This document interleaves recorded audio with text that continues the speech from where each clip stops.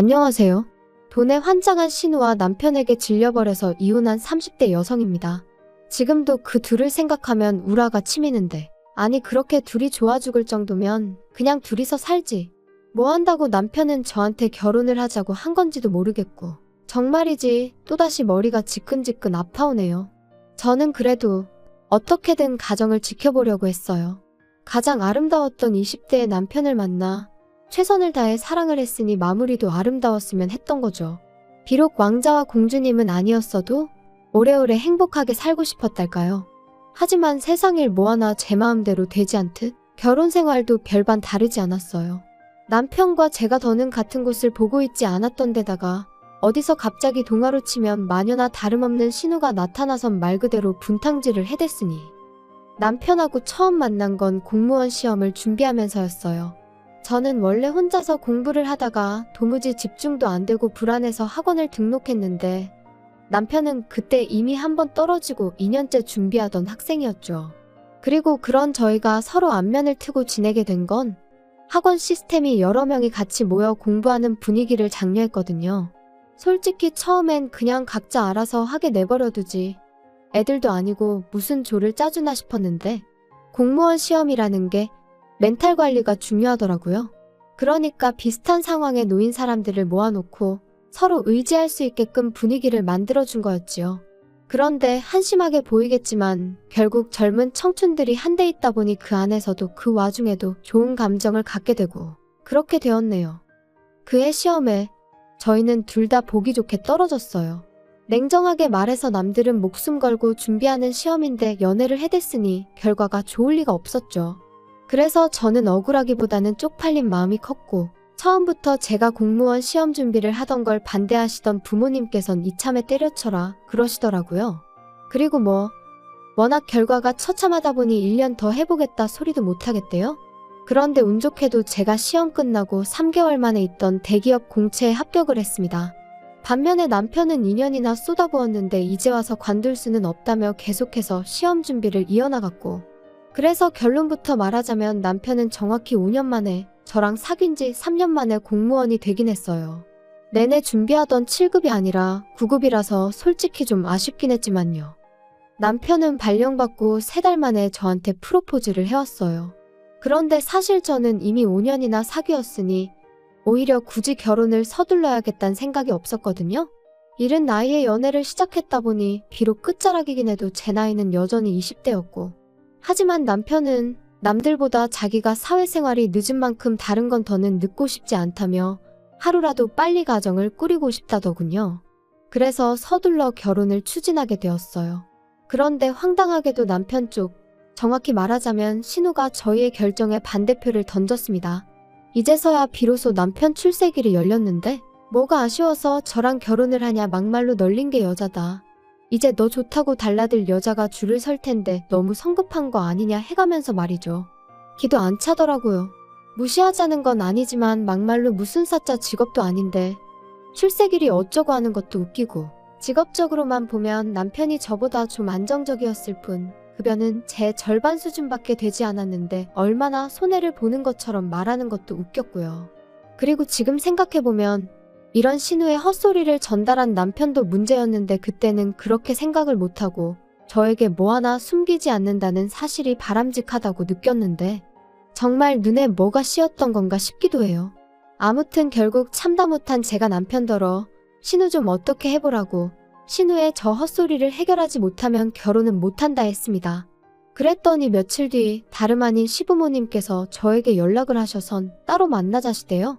그리고는 당신들 딸 그러니까 신우가 남편보다 6살 많은데 어려서부터 동생에 대한 애착이 무척 남달랐다 하시더니 첫째라서 책임감이 강하다 당신들이 좀 오냐오냐 해줬더니 자기가 다 옳다고 생각하는 면이 있다. 그래도 애가 속정이 깊어서 결혼하고 가족이 되면 너한테도 금방 잘해줄 거다 그런 말씀을 하셨지요. 그리고 그때는 신우라는 인간은 제정신이 아닌 것 같아도 시부모님 되실 분들은 다르구나 싶더라고요.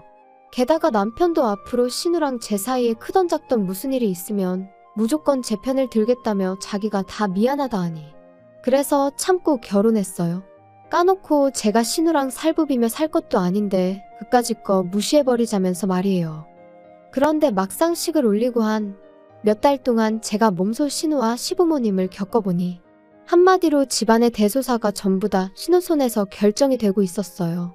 시부모님은 경제력이 없으시다 보니 신우의 벌이에 의존하고 계셨고, 그러니 신우의 말이라면 신우가 성질이라도 한 번 내면 시부모님도 더는 어쩌지 못하시는 게 눈에 보였죠. 게다가 저희 어머님은 원래 사람이 좀 조용하시고 좋은 게 좋은 거라고 둥글게 넘어가시는 편이세요. 아니, 이건 제가 좋게 표현한 거고 실은 당신 의견을 잘 말씀하지 않으시고 우유부단하십니다. 그리고 신우는 이런 어머님의 성격을 도대체 이해를 못하겠다, 답답해 죽겠다 해대면서 매번 자기가 나서서 시어머니 역할을 대신하려 들더라니까요. 사실 결혼 전 상견례 자리에서도 계속해서 시부모님 말씀을 끊어가며 나대는 모습을 보이긴 했는데 그때는 그냥 사람이 드세서 저러나 싶었거든요. 근데 그게 아니라 애시당초 신우가 자기 부모님을, 그러니까 시부모님을 엄청 무시하고 있던 거였죠. 한편 제가 결혼하고 얼마 지나지 않아 외국에서 호텔리어를 하던 제 동생이 한국에 돌아왔어요. 친정아버지께서 같이 사업을 해보자며 동생을 불러들이신 거였죠. 참고로 저한테도 권하시긴 했는데 전 사업 쪽엔 영 관심이 없어서 진작에 거절한 상황이었습니다. 큰 조직과 체계 안에서 주어진 일을 하는 게 솔직히 마음이 편했거든요. 그리고 그때만 해도 제가 이혼을 하게 될 줄은 몰랐고 오히려 남편과 아이를 낳고 그렇게 살 줄 알았으니 사업까지 잘 해낼 자신이 없었던 것도 사실이고요. 그런데 그 사업이란 게 말 그대로 대박이 났어요. 초기 자본금 6억. 적지 않은 돈이 들어간 사업이었지만 전액 회수까지 오랜 시간이 걸리지는 않았습니다. 그리고 그런 와중에 친정아버지께선 저도 많이 챙겨주셨어요. 특히나 제가 그렇게 갖고 싶어하던 비사의 외제차를 사주시기도 하셨고요. 그런데 그 차를 받은 게 화근이었을까요? 그 무렵부터 남편이 자기도 공무원 때려치고 저희 아버지 밑에 들어가서 사업을 하고 싶다 뭐 그런 소리를 자꾸 하는 거예요. 제가 그건 안 된다고 몇 번이나 얘기를 했는데도요. 표정이 왜 그래? 사무실에서 무슨 일 있었어? 똑같지 뭐.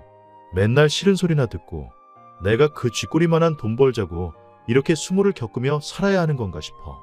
이러려고 5년씩이나 갖다 바쳤나 싶고 아버님이랑 처남은 사장님 소리 들어가면서 일하니 적어도 무시는 안 당할 거 아냐. 서운하다 서운해. 사람마다 하는 일마다 받는 스트레스의 종류가 달라서 그렇지. 아버지도 경수도 다 나름의 고충이 있어. 그러니까 자꾸 비교는 하지 마. 그래도 사장으로 받는 고충이랑 내가 받는 고충이라 같겠냐? 하여튼 자기 일 아니라고 말은. 기껏 걱정해서 한 말인데 무슨 말을 그렇게 해? 나도 지금 하는 일 때려치고 사업하고 싶다니까? 그러지 말고 장인어른한테 다시 한번 얘기 좀 해봐. 아니 사위도 자식이라며 근데 왜 처남만 데리고 사업을 하시는 거야? 막말로 이거 진짜 차별하냐? 진짜 서운하다니까. 그걸 나한테 따져도 소용없어. 아버지가 안 된다고 하셨을 땐 다 아버지 나름대로 이유가 있으신 거니까. 진짜 너도 장인어른도 그러는 거 아냐? 아니면 혹시 돈 좀 해달라고 하면 어때? 뭐라고? 그게 무슨 소리야? 사업을 하고 싶으면 당신이랑 나랑 일단 돈을 모아서 그리고 이후에 하든 말든 해야지. 왜 당신이 사업을 하는데 우리 아버지한테 돈을 해달라고 부탁을 드리래? 절대 안 돼. 매번 남편이 때려치고 사업이나 할까 어쩔까 해댈 때 저는 솔직히 그저 푸념이라고만 생각했어요. 누구나 가슴속에 사표 한 장 품고 다닌다는 말처럼 그냥 하는 소린 줄로만 알았죠. 그런데 언젠가부터 자꾸 저더러 너도 자식인데 왜 처남만 해주시냐 하더니 급기야는 대놓고 친정에서 자본 좀 끌어와라 하니까 어이가 없더라고요. 그런데 여기서 끝이 아니었습니다. 안 된다고 했으면 싫다고 했으면 그런 줄 알면 되지. 그걸 신우한테 이야기를 한 거죠. 올케 우리 얘기 좀 하지? 무슨 일 때문에 그러세요? 장훈이가 올케한데 서운해하더라. 일 관두고 뭐 다른 것 좀 해보고 싶은데 협조를 안 해준다며. 협조를 안 해준다기보다 형님도 아시다시피 지금 직장 들어가려고 그 사람이 애 많이 썼잖아요. 그런데 이제 와서 갑자기 왜 저러는지 모르겠거든요. 마누라는 떡하니 외제차 끌고 다니는데 지는 똥차 끌고 다니고 그러니 걔가 기분이 좋겠어. 거기다 올케 아버지고 동생이고 사업해서 돈을 쓸어 담는다며? 장훈이도 보고 듣는 게 있으니 그렇지. 아니 왜 안 껴주신다는 거래? 안 껴주실 거면 막말로 좀 도와주시던가. 막말로 장훈이가 사업해서 올케네 식구들처럼 대박치면 올케는 이러나 저러나 손해볼 거 없이 좋잖아? 사업이라는 게 한두 푼 드는 일도 아니고. 그리고 친정이랑 돈 문제를 엮이는 거 싫어요. 결혼할 때 도와주신 것만으로도 저는 충분하거든요. 올케는 왜 자기 자신만 생각해? 너무 이기적이다. 식구들이 원래 다 그렇게 이기적인가 봐? 그러니까 사위고 매형이고 남편인 우리 장훈이가 저렇게 서운해하는데도 누구 하나 먼저 손 내미는 사람이 없지. 말 좀 가려가며 하세요. 막말로 그렇게 안쓰러우면 형님이 뭐라도 하나 차려주시면 되겠네요. 진짜 마누라가 돼서는 내조냐고 하는 건 쥐뿔도 없고 내가 그때 어떻게든 니들 둘이 결혼 못하게 했어야 하는데. 그때도 저는 신우의 그런 폭언이 솔직히 처음도 아니었고 그래서 아주 남매가 쌍으로 난리구나. 별로 개의치 않았어요. 평소에 그렇듯이 이러다 말겠지 했던 거죠. 그런데 어이없게도 신우가 저 몰래 저희 친정아버지한테 연락을 드렸더라고요. 평소 제 행실 때문에 저희 부부가 이혼위기에 놓였다면서 거기에 관해 어른들끼리 이야기를 좀 나누자면서요. 그리고 저희 친정아버지는 그때만 하더라도 신우가 단순히 시부모님 대신 약속을 잡는 정도로만 생각을 하셨지 신우가 자리에 직접 나올 줄은 상상도 못 하셨답니다. 요새 잘 나가신다는 이야기는 들었는데 오늘 보니 틀린 말은 아니네요. 거두절미하고 말씀드릴게요. 사위도 자식이라는데 너무하신 거 아닌가요? 사위도 자식 맞지요. 하지만 공과 사는 구분해야 하지 않겠습니까? 아드님하고 하시는 사업이 공이고 사위는 살아서 못 껴준다니 지나가던 걔도 들으면 웃겠네요. 말씀을 그런 식으로 하신다니 더 알아듣기 쉽게 말씀을 드려야겠네요. 아들은 아들이기 이전에 사업 파트너로 필요한 역량이 갖춰져 있는 인재입니다. 하지만 사위는 뭘 할 수 있나요? 제가 보기에 사위는 일머리는 어떨지 몰라도 사업을 할 제목은 못 됩니다. 그리고 어째서 사돈 아가씨가 나왔습니까? 나랑 만나는 걸 부모님도 아세요? 부모님 뜻이 제 뜻이고 제 뜻이 부모님 뜻이라 생각하시면 되세요. 아무튼 말이 영 통하질 않는 게 올케가 누굴 닮아 저러는지 잘 알겠네요. 그렇게 딸 결혼 생활에 소금을 치셔야겠다니 유감입니다. 아무튼 올케가 이혼녀가 되기라도 하면 사돈어른 때문인 줄 아시면 되고요. 그리고 이렇게 만났으니 하는 말인데 다른 남자들 같으면 5년 동안 만났다는 이유로 결혼 안 해요. 근데 제 동생이요? 애가 워낙 순하고 착하니 그렇게 책임지려고 안 해도 된다. 그 여자애도 즐길 대로 다 즐겼다 말을 해줘도 자기 아니면 안 되는 여자라면서 그렇게 올케랑 결혼한 거예요. 그런데 올케가 해온 게 뭐가 있어요? 아무튼 다들 왜 이렇게 양심이 없는지 몰라. 그리고 저희 아버지께서 그런 신우에게 지금 뭐라고 하는 말씀과 함께 쿵소리가 났고 거기까지가 끝이었습니다. 참고로 저희 아버지께선 사업을 시작하신 이후로 누구를 만나든 그 대화 내용을 저장하셨는데 신우와의 대화도 예외가 아니었지요. 아버지가 신우와 만나던 당시 저는 평소와 다름없이 회사에 출근해 제 일을 하고 있었습니다. 그런데 신우가 전화로 한다는 말이 어디 병원으로 오라며 지금 네 아버지 때문에 내가 이게 무슨 상황이냐고요. 그리고는 온갖 짜증을 냈는데 그때만 하더라도 저는 아버지가 신우와 만나고 있다는 건 상상조차 못했기에 앞뒤 다 잘라먹은 신우의 말이 도무지 이해가 되질 않았어요. 하지만 이해가 되고 안 되고를 떠나 아버지가 병원이라니 바로 어머니와 남편에게 소식을 알리면서 저 또한 불이 나게 회사를 나섰죠. 그리고 이후로 알게 된 건 앞서 언급한 두 사람의 대화 내용과 아버지가 쓰러진 후의 일이었습니다. 신우가 폭언을 퍼부어대자 저희 아버지는 그 자리에서 그만 쓰러지셨고 그 쓰러지신 아버지를 신우는 일으켜 세워드리기는커녕 이제 하다 안 되니까 생쇼를 하냐며 코웃음을 치더랍니다. 그리고는 흔들어 깨우려는 걸 카페 안에 있던 사람들이 그러면 안 된다며 서로 119를 불러라, 물을 가져와라. 뭐 그런 상황 속에서 이제 저희 아버지가 응급실로 이송이 되셨던 거죠. 그리고 그땐 그나마 어쨌든 신우가 바로 옆에 있던 사람이니 같이 구급차에 오르게 된 거였고요. 신우는 병원에 도착한 저를 보더니 자긴 가보겠다며 저희 아버지 때문에 자기 일정이 다 꼬였네 어쩌네. 끝까지 미안하단 말은 없었습니다. 그래도 저는 신우가 저희 아버지를 혼자 병원에 보내지 않았다는 사실 하나로 아무것도 문제 삼지 않으려 했어요. 오히려 혼자 계실 때 쓰러지신 게 아니니 얼마나 다행이냐고 그렇게 생각하며 차라리 고맙다 생각하기로 했었죠.